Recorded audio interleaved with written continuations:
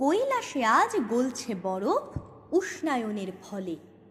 দুর্গা দেবী মর্তে চলেন তাই তো সদল বলে।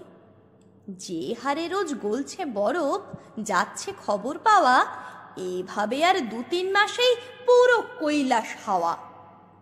চিন্তাতে তাই শিব দুর্গার ঘুম নেই দু চোখে।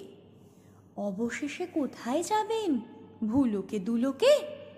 তাই তো এবার দুর্গা দেবী পুরো দলবল নিয়ে ভাবেন সোজা হাজির হবেন কলকাতাতে গিয়ে।